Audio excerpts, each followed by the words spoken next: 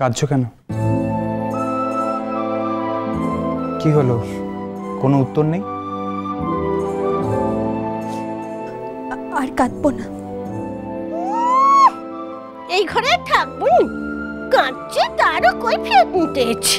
এ দেখছি ঘোর কলিকাল বটে, ঘোর কলিকাল।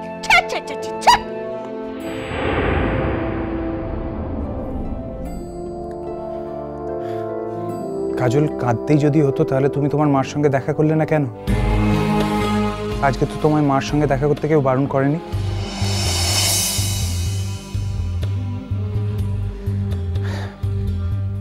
ডিঙাভাসিতে আমি যখন তোমায় দেখেছিলাম তখন তোমায় খুব স্পষ্টবাদী এবং একটা মানুষ যে সত্যি বলতে ভয় পায় না সেরকম মনে হয়েছিল।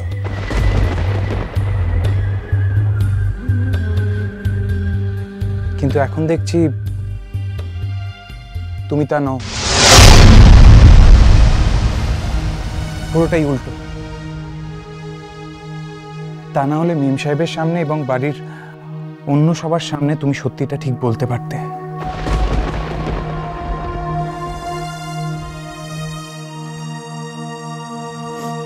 কাজল,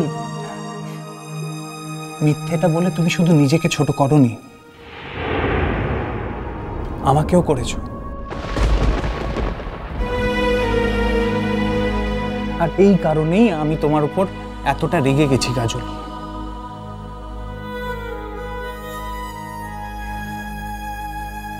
দেখো কাজল,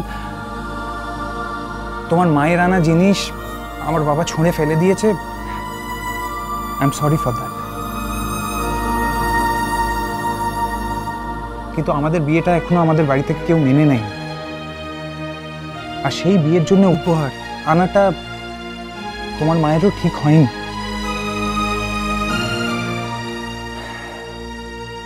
তার আগে এই বাড়ির পরিস্থিতিটা জানা উচিত ছিল। জানি এটার জন্য তোমার কিছু করার ছিল না,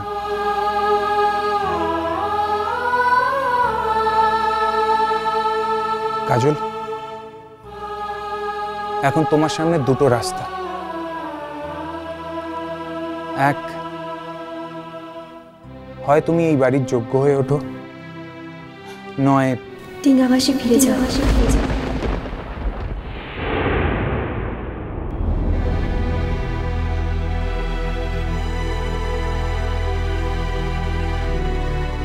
রাস্তাটা তোমায় নিজে ঠিক করতে হবে কাজল,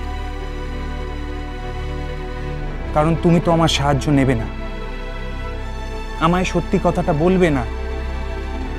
তাহলে আমি কি করব কাজল, কি করব?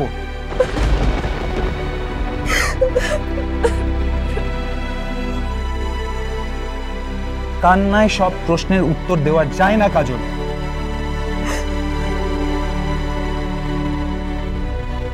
As it is, আমি তোমায় নিয়ে খুব ফ্রাস্ট্রেটেড।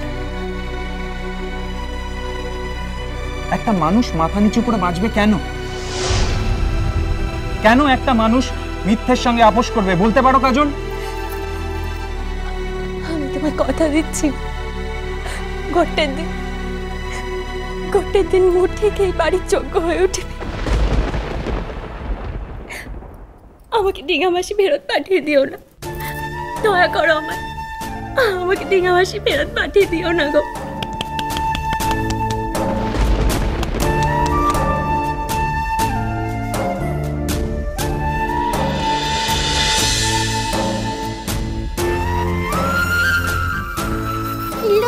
আমার উপর রাগ করেছিস নাকি? ও মা, অতগুলো যে কথা শোনালু, তুই রাগ করিস নি আমার উপর? তুই মানুষ না অবতার?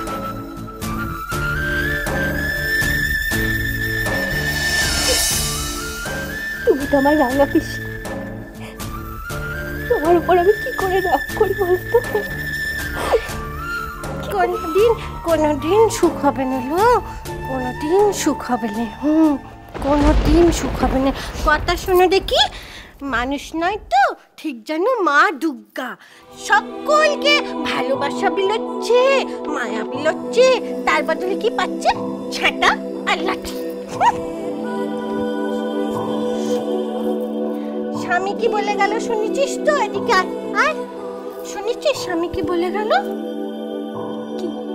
ওহ বাবা, বলে গেল না যে সব সময় সত্যি কথা বলবি, বুঝেছিস?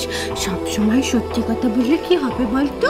স্বামীরও মাথা উঁচু হবে আর সংসারের সবার মাথা উঁচু হবে। বুঝতে পেরেছিস এবার? হ্যাঁ, বোকার ধারে কথা খা তো।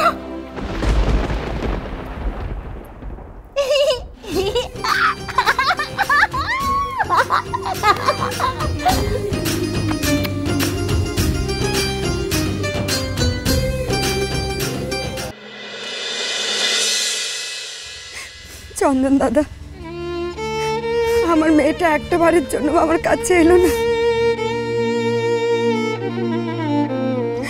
ও আমাকে ভুলে গেছে গো, ও আমাদের সবাইকে ভুলে গেছে। মেয়েটা কি সত্যি তোমাকে ভুলেছে উর্বশী?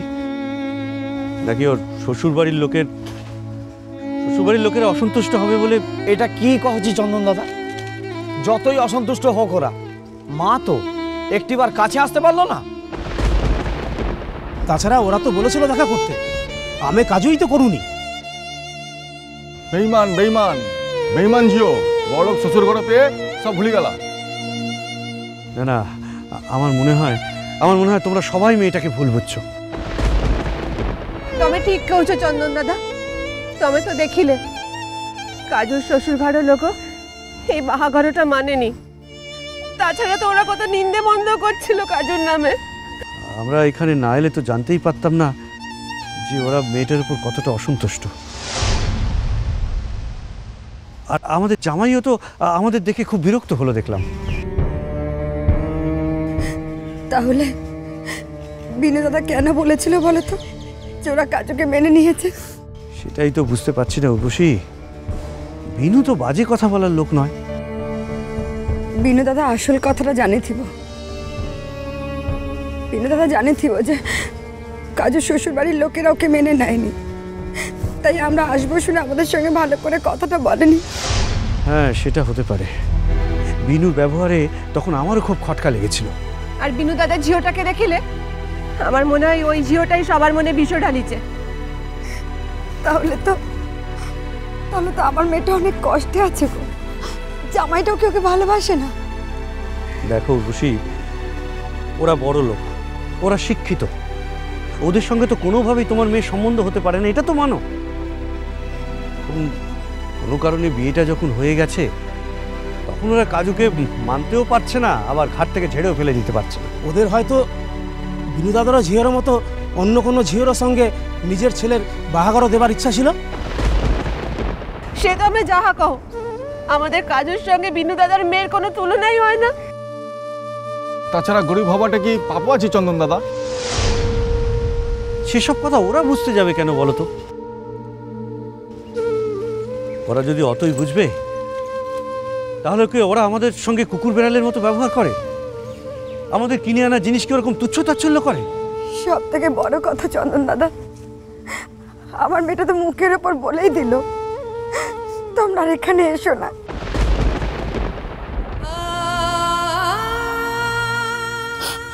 আচ্ছা বলো তো, ও তো একথাও বলতে পারতো যে মা ওরা যখন তোমাদের এত অপমান করছে তাহলে চলো আমি তোমাদের সঙ্গে চলে যাই। উর্বশী, তোমার মেয়ে খুব বুদ্ধি রাখে উর্বশী। ও ভালোভাবেই জানে ওর ফিরে যাবার কোনো জায়গা নেই। এখন ডিঙ্গাভাসি গেলেও ওকে বিপদের মুখে পড়তে হবে।